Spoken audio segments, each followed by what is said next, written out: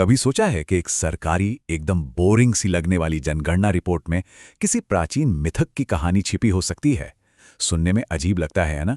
तो आज हम एक ऐसी ही अनोखी कहानी की पड़ताल करेंगे जो मिथक को मीट्रिक से यानी कहानियों को आंकड़ों से जोड़ती है। चलिए, हमारी कहानी शुरू होती है हिमाचल प्रदेश की खूबसूरत और शांत पहाड़ियों में बसे एक बहुत ही पवित्र स्थान से, श्री नैना देवी मंदिर। ये सिर्फ एक मंदिर नहीं है, बल्कि इस पूरे इलाके के सबसे अहम तीर्थ स्थलों में से एक है। हर साल लाखों श्रद्धालु यहाँ दर्शन के लिए आते हैं। देखिए, इस मंदिर के नाम के पीछे एक बहुत बड़ी पौराणिक कथा है। कहते हैं कि जब भगवान शिव अपनी पत्नी सती के जलते हुए शरीर को लेकर तांडव कर रहे थे, तो भगवान विष्णु ने अपने सुदर्शन चक्र से सती के शरीर के 51 हिस्से कर दिए थे। और ऐसा माना जाता है कि सती की आंखें यानी नैन ठीक इसी पहाड़ी पर गिरी थीं, और बस तभी से इस जगह का नाम नैना देवी पड़ गया। लेकिन सवाल ये है कि ये सदियों पुरानी कथा आज हमें मिलती कहाँ है? किसी पुराने ग्रंथ या किताब में नहीं, बल्कि एक ऐसी जगह जिसके बारे में शायद ही कोई सोच पाए। तो चलिए, इस प्राचीन मिथक से इसके आज के ठिकाने की तरफ बढ़ते हैं। एक पल के लिए सोचिए, कहाँ दर्ज होगी ये कहानी? किसी पुरानी पोथी में, किसी ऐतिहासिक दस्तावेज में? इसका जवाब आपको सच में चौंका देगा। तो ये रहा जवाब। ये कहानी भारत सरकार के एक ऑफिशियल पब्लिकेशन में दर्ज है, 2011 की जिला जनगणना पुस्तिका में।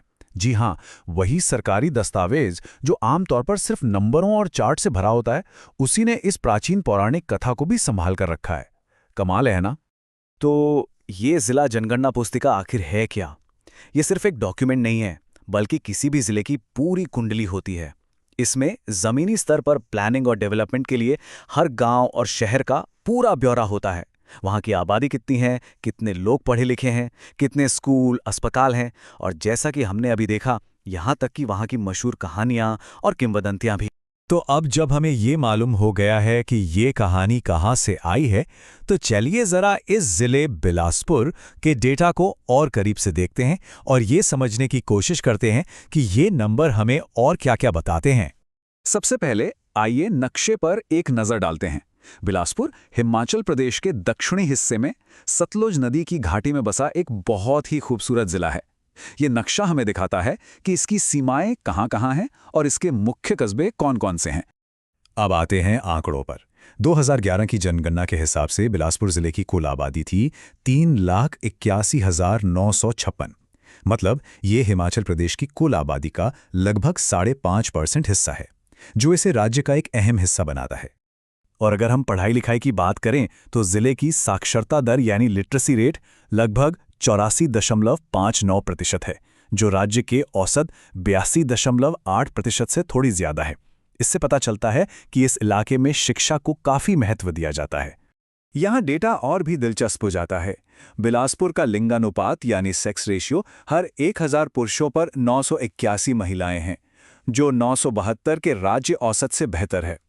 ये एक छोटा सा लेकिन बहुत ही ज़रूरी आंकड़ा है, जो इस इलाके के सामाजिक ताने बाने के बारे में बहुत कुछ बताता है।